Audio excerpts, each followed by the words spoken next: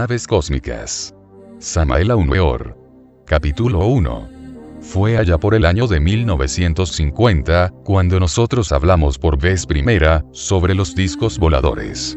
Por aquel año, afirmamos enfáticamente que tales discos voladores, son realmente naves cósmicas tripuladas por habitantes de otros planetas. Por aquella época muchos se rieron de nuestras afirmaciones, pero hoy los acontecimientos nos han dado la razón. En los Estados Unidos existe un departamento científico, dedicado únicamente a la investigación de estas naves cósmicas.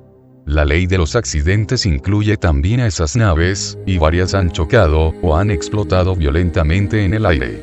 Los Estados Unidos tienen en su poder, restos de algunas de esas naves. No nos proponemos demostrar en este folleto la realidad de las naves interplanetarias, porque esa realidad está ya totalmente demostrada.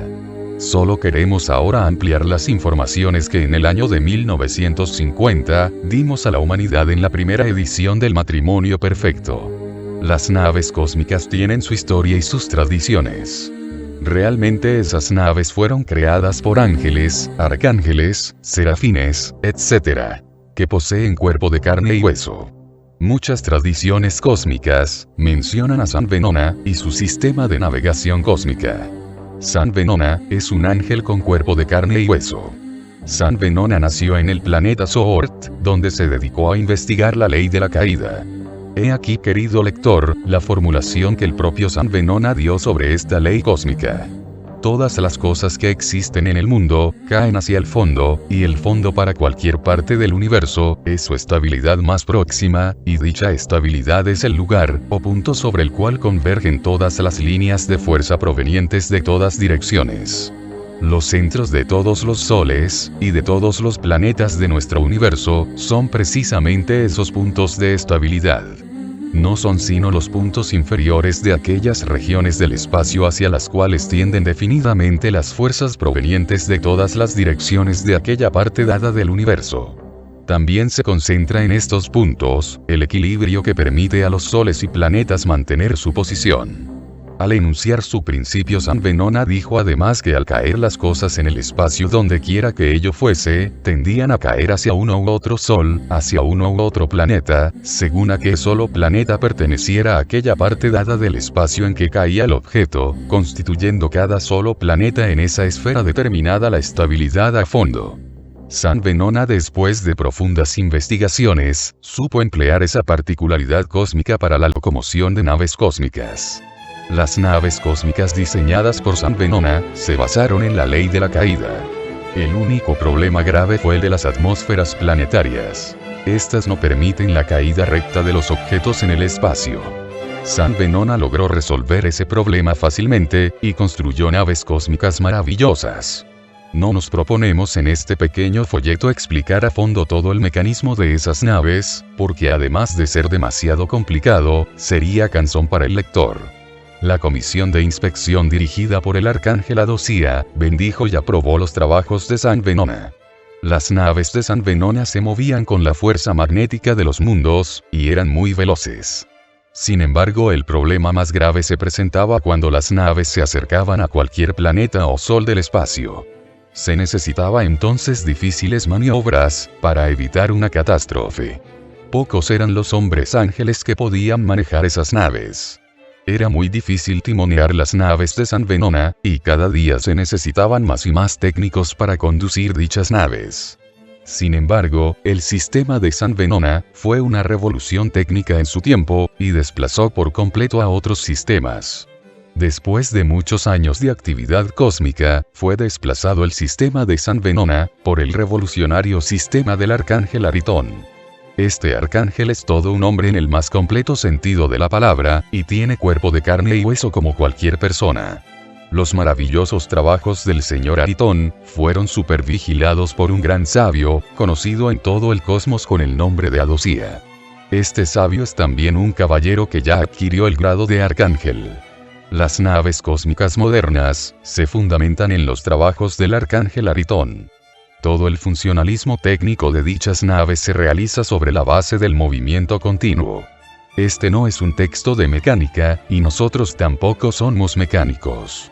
Por ello nos abstenemos de describir toda la mecánica de las naves cósmicas. A través del espacio cósmico infinito, viajan millones de naves cósmicas, tan numerosas como las arenas del mar. Las naves intersistemales son gigantescas, y llevan dentro de su vientre gigantesco, pequeñas naves que utilizan para descender a los mundos.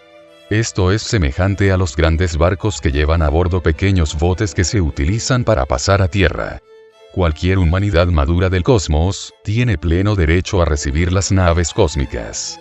Normalmente los hermanos mayores ayudan a los menores, y cuando una humanidad llega a la edad nuestra, reciben la visita de otras humanidades planetarias quienes le inician en los viajes cósmicos, y además de obsequiarles algunas de esas naves, se les enseñan a construir.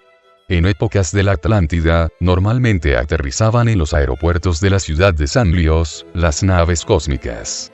Entonces los habitantes de otros planetas visitaban a los reyes, y convivían con ellos en sus palacios. Cuando la humanidad se corrompió moralmente, las hermanas humanidades de otros planetas dejaron de visitarnos. En esta época de bancarrota de todos los valores espirituales, vamos a ser nuevamente ayudados por nuestros hermanos de otros mundos. Necesitamos una ayuda extra, porque estamos fracasados y al borde de un gran cataclismo. La humanidad terrícola ha llegado al máximo de su corrupción, y se hace urgente el auxilio de nuestros hermanos mayores. Ya varios habitantes de la Tierra han sido llevados de paseo a otros planetas del espacio infinito. En la República de México, 2 hombres fueron llevados a Venus. Uno residente en Jalisco, y el otro en la ciudad capital del país. En el capítulo siguiente hablaremos de este último. Sabemos que en el Brasil, existe otro señor que fue llevado a Marte. No cabe la menor duda de que todos podremos visitar los otros planetas del espacio. Estamos en vísperas de un gran cataclismo cósmico, y seremos advertidos antes de la gran catástrofe. Las humanidades hermanas de otros planetas, intentarán salvarnos, y entrarán oficialmente a nuestras principales ciudades, y anunciarán el peligro que nos aguarda. Mas, si continuamos con las explosiones atómicas, y los vicios, y toda clase de maldades y guerras, la catástrofe será entonces inevitable. Es bueno saber que ya un grupo de lamas tibetanos, tienen unas pocas de esas naves cósmicas. Las recibieron de nuestros hermanos de otros planetas, y las tienen muy bien guardadas, en cierto paraje secreto de los Himalayas. Por las calles de nuestras ciudades, ya andan algunos ciudadanos de otros planetas. Visten de paisanos, y nadie los reconoce. Ellos estudian nuestros idiomas, usos y costumbres, con el propósito de ayudarnos. Vamos a ser ayudados en grande escala. Necesitamos con urgencia esa ayuda, porque estamos totalmente fracasados. Muchas naves cósmicas aterrizan ahora en la selva del Brasil, en el sur de Argentina, etc. y en algunos otros lugares donde tienen aeropuertos secretos. Algunos de esos tripulantes cósmicos, suelen quedarse entre nosotros. Se equivocan quienes creen que las humanidades visitantes de otros planetas intentan destruirnos. Se equivocan quienes suponen perversidad en nuestros hermanos visitantes. Es claro que tienen armas con las cuales pueden paralizar a hombres y máquinas. Es lógico que son invulnerables, porque están bien armados y protegidos. Si ellos quieren dominar este mundo lo harían en segundos, porque tienen armas especiales para hacerlo. También podrían destruir este planeta, hacerlo volar en pedazos, pero realmente no es eso lo que ellos quieren. Ellos no son destructivos, ellos respetan la vida. Ellos no son los perversos terrícolas. Nuestros hermanos visitantes, solo quieren ayudarnos, y todos y cada uno de los habitantes de la Tierra, debemos prepararnos para recibirlos. Actualmente viven en todas las grandes ciudades del mundo, habitantes de Marte, Venus, Mercurio, etc. Ellos estudian nuestros idiomas y costumbres, con el propósito de ayudarnos. Las naves cósmicas aterrizan en lugares apartados, y a veces dejan algunos tripulantes de otros planetas, los cuales vestidos de paisanos, transitan por las calles de Nueva York, París, Londres, etc. sin que nadie los conozca, pues son muy semejantes en sus apariencias a nosotros, aun cuando muchos de ellos son muchísimo más hermosos y perfectos. Son absurdas las fantasías de muchos autores, que se imaginan que los habitantes de otros planetas tengan forma distinta a la del ser humano de la Tierra. Las facciones físicas y formas del cuerpo físico de todos los hombres del cosmos, es siempre semejante.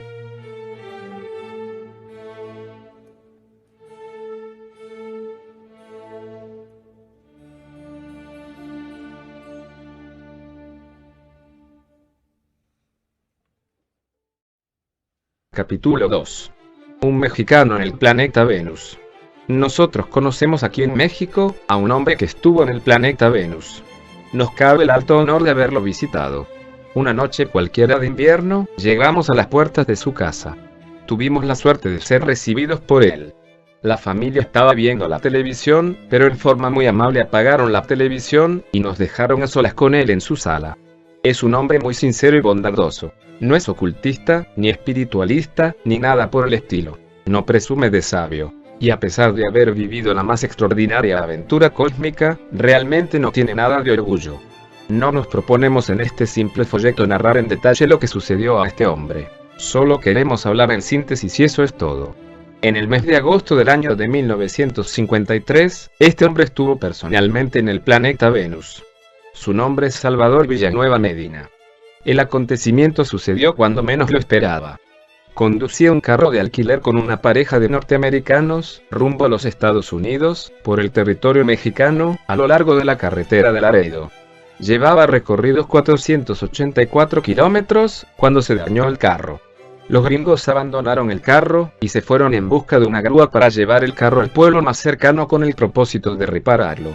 Este fue el principio de la aventura. Salvador se metió debajo del carro para intentar repararlo. De pronto escuchó pasos en la arenilla de la carretera, y alguien le preguntó en perfecto español qué le pasaba al coche.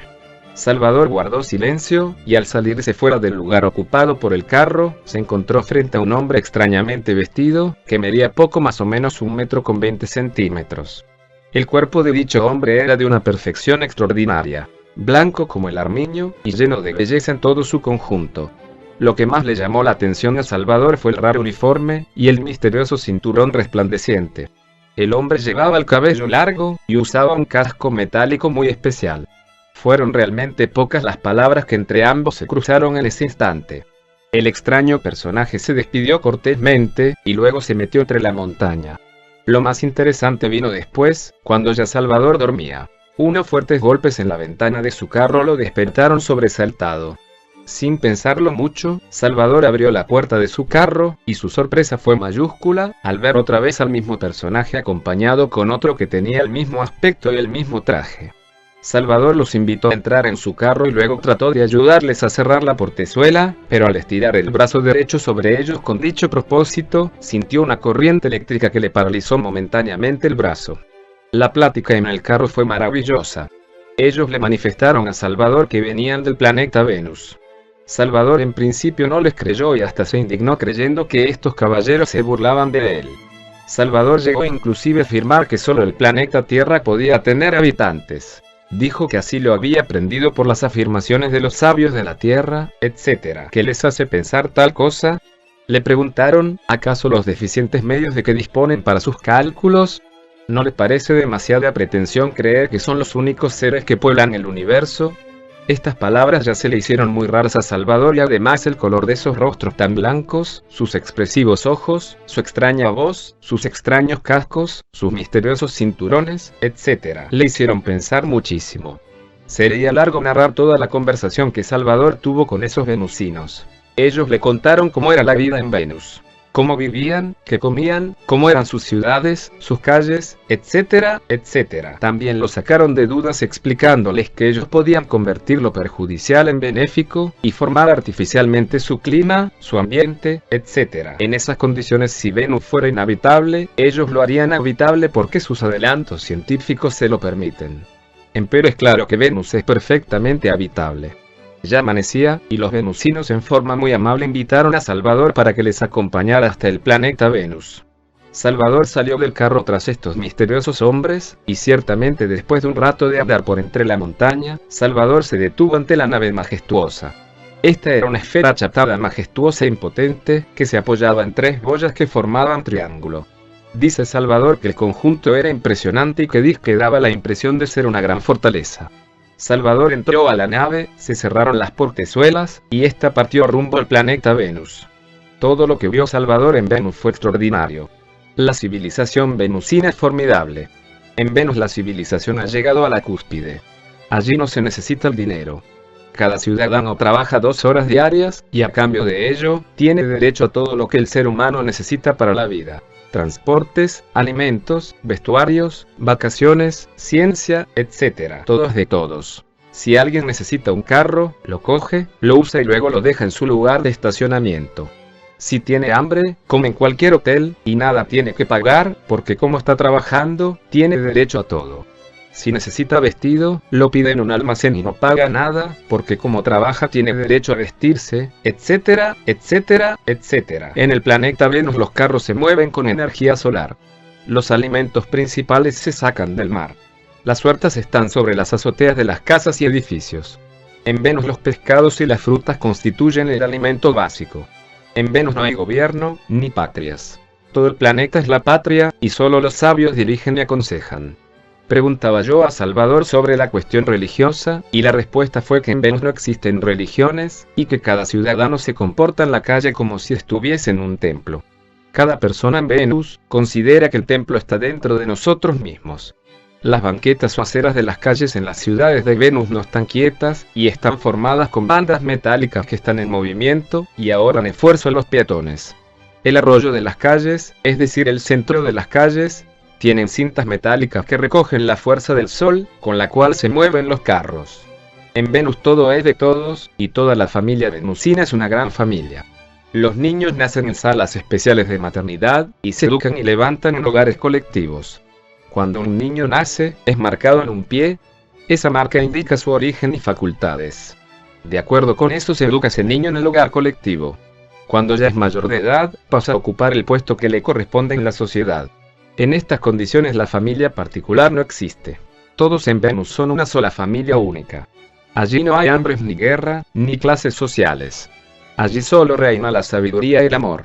Salvador Villanueva Medina estuvo en Venus viviendo varios días.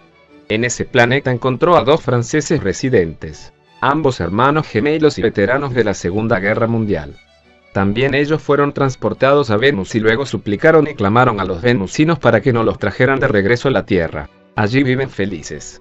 Salvador regresó al planeta Tierra. Fue traído y de regreso para que les hiciera saber a los habitantes de la Tierra que Venus está habitado.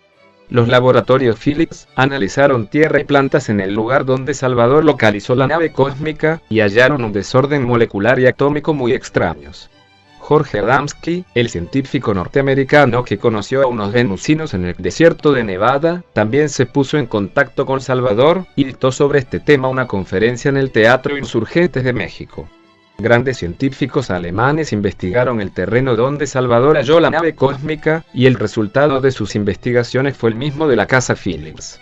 Un gran científico vino del Palacio de los Reyes de Inglaterra a investigar el caso, y las conclusiones son las mismas de la casa Philips. Por estos tiempos difíciles en que vivimos, seremos ayudados por los habitantes de otros planetas. Es necesario aprender a comunicarnos telepáticamente con ellos. Jesús dijo: pedid y se os dará. Golpead y se os oirá. Todos podemos visitar otros planetas si sabemos pedir. Los gnósticos deben desarrollar la telepatía. Los gnósticos deben salir a los campos, a los bosques más profundos, y allí en paz y profunda meditación, comunicarse telepáticamente con los venusinos, o con los mercurianos, o marcianos, y rogarles los lleven a Venus, Marte o Mercurio. En la paz de las montañas, o en la playa solitaria, cualquier día, podemos tener la dicha que tuvo Salvador Villanueva Medina. Cada uno de nosotros puede ser llevado a Venus u otros mundos. El sistema para comunicarnos con esos hombres ángeles es la telepatía. El movimiento gnóstico cristiano universal tiene formidables sistemas para desarrollar la telepatía. Quien quiera visitar otros mundos, no debe beber, ni fumar, ni tener vicio alguno. Nuestro misionero gnóstico internacional Joaquín Amortegui fue visitado por una nave interplanetaria en su retiro del Summum Supremum Sanctuarium. Las ondas del pensamiento de cualquier suplicante viajan al planeta Venus en pocos segundos, y si somos dignos y merecedores, podemos recibir respuesta. Un día cualquiera, en la soledad del campo podemos tener la dicha de ver aterrizar una nave cósmica cerca de nosotros y entonces pueden llevarnos, mercurianos, marcianos, etc. Son hombres verdaderos con cuerpo de carne y hueso. Hombres con alma de ángel, hombres ángeles.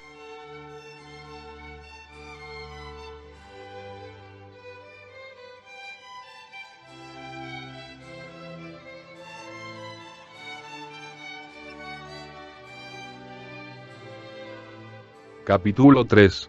El yo pluralizado. Existe energía libre en su movimiento, y energía estancada. El yo es un nudo que hay que desatar. El yo es energía estancada. El espíritu universal de vida es energía libre en su movimiento. El espíritu no es el yo. El alma no es el yo. El cuerpo físico no es el yo. Es necesario saber que el yo es el Satán de que nos habla la Biblia. El yo es el Ahrimán de los persas. El yo es un manojo de recuerdos, deseos, pasiones, apetencias, temores, etcétera, etcétera. No hay tal yo superior. Realmente nuestro real ser está por encima de todo yo. Nuestro real ser es el ser y nada más que eso. El ser. El alma es el ser, el espíritu es el ser, pero el yo no es el alma ni el espíritu.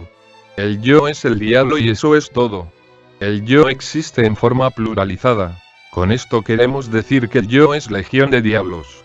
Así como el agua se compone de muchas gotas, así como la llama tiene muchas chispas, así el yo se compone de muchos pequeños yoes. Cada deseo está personificado por un pequeño yo.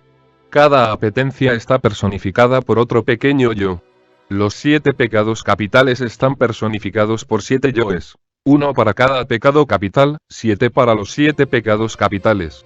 Todos los vicios, pasiones y maldades, están personificados por pequeños yoes que en su conjunto constituyen el yo, o ego reencarnante. Lo que se reencarna es el yo. El yo se reencarna para satisfacer deseos, y pagar karma. El yo es el origen del dolor, el yo es el origen de todas nuestras maldades. Cuando el yo se reduce a polvo, lo único que queda dentro de nosotros es el alma. Realmente el alma tiene naturaleza de felicidad. El alma es felicidad. Es absolutamente absurdo buscar felicidad. Ella viene cuando el yo ha muerto. Mientras exista el yo pluralizado, no puede haber felicidad. Existen en la vida horas placenteras, alegrías, pero felicidad no existe mientras el yo no se disuelva. Cuando el yo se reduce a polvo, podemos reencarnarnos en otros planetas más avanzados para trabajar en nuestra autorrealización íntima. La disolución del yo trae libertad verdadera. Los venusinos son verdaderamente dichosos porque ya aniquilaron el yo, no tienen yo. Los venusinos no necesitan dinero porque no tienen ansias de acumulación. No apetecen nada, no tienen codicia, se contentan con el pan de cada día. Semejante conciencia es propia de seres que ya no tienen yo. En Venus no se necesitan autoridades, porque no hay violencia. Solo el yo es violento. En Venus no se necesita gobierno porque cada ciudadano se sabe gobernar a sí mismo. Cuando el yo ha sido aniquilado, cada ciudadano se convierte en un gobierno por sí mismo. Entonces, ¿quién querrá ya gobernar? En Venus no existe la familia particular.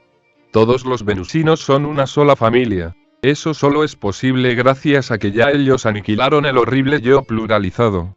El yo es eso que llamamos mi familia, mi casa, mis propiedades, mi lujuria, mis deseos de resentimientos, mis deseos, mis pasiones, mis recuerdos, etcétera, etcétera, etcétera. El yo continúa en nuestros descendientes. El yo es la raza, la nación, mi clase social, mi dinero, mi familia, mi herencia, etcétera, etcétera, etcétera. El yo es el subconsciente. Cuando el yo se aniquila, el subconsciente se vuelve consciente. Necesitamos aniquilar el yo para volver consciente al subconsciente. Solo aniquilando el yo, podremos volver consciente al subconsciente. Cuando el subconsciente se torna consciente, el problema del desdoblamiento ha quedado resuelto. Cuando el subconsciente se torna consciente, ya no necesitamos preocuparnos por el desdoblamiento, porque mientras el cuerpo físico duerme, nosotros vivimos en los mundos internos absolutamente conscientes. Hoy por hoy la humanidad es subconsciente en un 97% y consciente tan solo en un 3%. Necesitamos ser conscientes en un 100%. Los habitantes de Venus son totalmente 100% conscientes. La humanidad de Venus aniquiló el yo. Realmente el yo solo se puede aniquilar a base de rigurosa comprensión creadora. Necesitamos hacerle la autodisección al yo, con el bisturí de la autocrítica. En vez de criticar a los demás, debemos criticarnos a sí mismos. La vida práctica es el espejo donde podemos vernos de cuerpo entero, tal como somos. Cuando la mente se halla en estado de alerta percepción, podemos fácilmente descubrir nuestros defectos en convivencia con el prójimo, porque estos afloran espontáneamente. En relación con los vecinos, con los amigos, con nuestros compañeros de trabajo, con la mujer, con los hijos, con el marido, etc., es asombrosa la forma como resaltan nuestros defectos, y si estamos en alerta y vigilantes como el vigía en época de guerra, es apenas lógico que entonces los veamos tal como son. En la convivencia existe autodescubrimiento, cuando estamos en el estado de alerta percepción. Todo defecto descubierto debe ser analizado intelectualmente. Mas el intelecto no es todo. El intelecto es únicamente una fracción de la mente. Necesitamos ir más hondo, necesitamos explorar el subconsciente para descubrir los íntimos resortes de nuestros defectos. Solo a través de la meditación muy profunda, podemos de verdad explorar el subconsciente. Cuando hemos comprendido íntegramente un defecto, se desintegra el yo energético que lo personifica. Así es como vamos muriendo de instante a instante. Necesitamos la muerte mística. Necesitamos la muerte del yo. Recordemos que cada uno de nosotros lleva dentro una legión de diablos. El yo es una legión de diablos. Dentro de cada persona existe el cuerpo de deseos, y dentro del cuerpo de deseos el yo pluralizado. El yo pluralizado gasta miserablemente la esencia, es decir, la materia prima, la substancia del alma. El yo gasta la preciosa esencia anímica en explosiones atómicas de ira, codicia, lujuria, orgullo, pereza, gula, etcétera, etcétera, etcétera. Cuando el yo ha muerto, la esencia se acumula convirtiéndose en alma. Necesitamos que muera el yo. Necesitamos que solo viva en nosotros eso que es felicidad, eso que llamamos alma. Cuando el yo muere, el karma termina, y de hecho quedamos libres. Las íntimas contradicciones de cada persona se deben al yo pluralizado. Voy a leer un periódico, dice el yo del centro intelectual, yo no quiero leer. Yo quiero montar en bicicleta, dice el yo del centro del movimiento. Quiero tal mujer, la amo, dice el centro de emociones. Yo no la quiero, yo lo que quiero es dinero, dice el yo del centro mental. Al diablo con estas preocupaciones. Voy a comer, dice el yo de la digestión, quiero comer muchísimo, dice el yo de la codicia. Juro ser fiel a la gnosis, dice el yo emocional. Al diablo con la gnosis, exclama furibundo el yo intelectual. Más vale conseguir dinero, dice el yo de la codicia. Me afiliaré a otra escuela mejor que la gnosis, dice el yo de la curiosidad. Así es como no tenemos individualidad, no estamos individualizados, somos legión de diablos. Cuando el yo se disuelva, solo queda dentro de nosotros la individualidad, es decir, el alma individual. Los venusinos son verdaderos individuos sagrados. No tienen yo. Los venusinos son verdaderamente hombres perfectos. Nosotros los terrícolas somos animales intelectuales, no tenemos individualidad auténtica.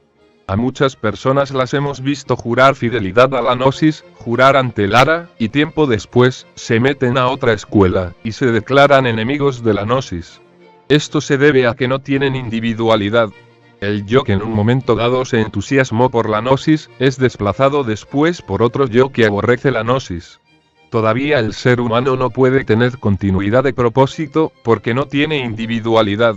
Es legión de diablos y cada diablo tiene su propio criterio, ideas, opiniones, etcétera, etcétera. El ser humano es un ser no logrado. Todavía no poseemos el ser. Solo el ser nos da verdadera individualidad.